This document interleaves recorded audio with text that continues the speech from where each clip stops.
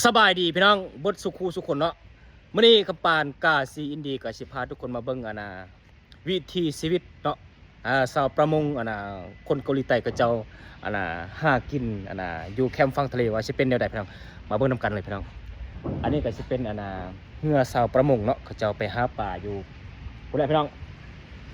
อยู่ในทะเลนั่นแหละเนาะมาเบิ่งนํกันเลยพี่น้องนี่เห็นบ่ถูกอันนี้เป็นรถที่ว่านักท่องเที่ยวเนาะก็จะมาชมเบิ่งทะเลแล้วก็เจ้าก็มากินอาหารทะเลอยู่แคมป์ฝั่งทะเลพี่น้องเนาะจะมีอาหารสดๆจะเป็นปลาจะเป็นกุ้ง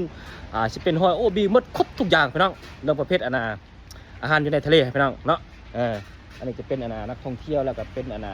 คนที่เขาเจ้ามักกินแบบอาหารทะเลเนาะเขาเจ้าก็เลยมาเที่ยวมาชมเนาะอยู่ในนั้นก็มีคำปานผู้หนึ่งพี่น้องมามื้อนี้เนาะนี่พี่น้องเห็นบ่ทีโถเงินนี่คือกันพี่น้องนี่เจ้าก็ชิมีห้องนอนอยู่หันเลยพี่น้องสบายพี่น้องเนาะมีครบทุกอย่างเลยนี่เห็นป่ะพี่น้องเราก็จะจอดเรียบแคมฝั่งเนาะโอ้ไปเบิ่งยาวๆกันไปเลยพี่น้องโอ้โคตรลายพี่น้องเนาะเอาไปนี่ทุกคนสุดหูสุดตาเลยพี่น้องที่โถนี่โถพิลึกพี่น้องนี่เห็นบอลทุกคนอันนี้เป็นบอลแคมฝั่งเนาะก็จะจอดเรียบกันไปพี่น้องเรียบกันไปเนาะสาวประมง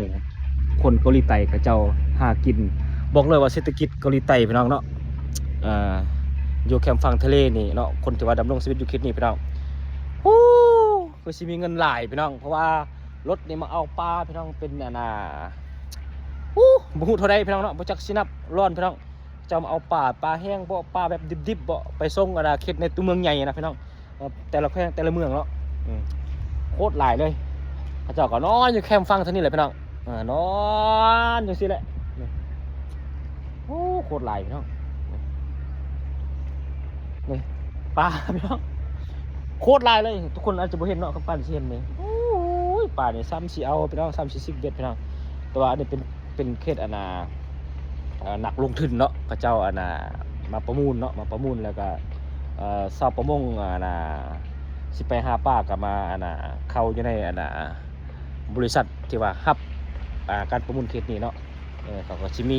ลูกค้าเดินมาเอาเอาปลามาเที่ยวส้มอย่างต่างๆเนาะพี่น้องที่ทุกคักพี่น้องแล้วก็ปานสีย่างพอไปไหนนิดนึงเนาะนี่ประมาณนี้พี่น้องเนาะอันนี้น่าจะเป็นเหือเจ้าหน้าที่พี่น้องนี่เนาะเจ้าหน้าที่คนเกาหลีเนาะเจ้ามาประจำอยู่นี่นะตำรวจเนี่ยจะเป็นเหือเนาะเหือเจ้าไปฮับเหือที่ว่ามันเพ่บ่ที่ว่าทิศเที่ยงกันเนาะการหาปลาอย่างต่างๆพูดถึงกันเนาะเขาก็จะมีเจ้าหน้าที่เนี่ยโลโก้เพิ่นเนาะเห็นบ่รักษาความปลอดภัยในเขตแคมป์ฝั่งทะเลพี่น้องสุดยอดเนาะอันนี้ก็เป็นภาพบรรยากาศวิถีชีวิตเนาะคนนี่โคตรหลายพี่น้องเนาะอันนี้เป็นประชาชนก็จะอยู่เขตอ้อมแคมป์ฝั่งทะเลพี่น้องเดี๋ยวกำปางกับชิเลาะไปทางนึงนะทางนึงกันแม่นหมดพี่น้องเห็นบ่ให้พูดพี่น้องโธ่มนต์เอลีพี่น้องกำปั้นก็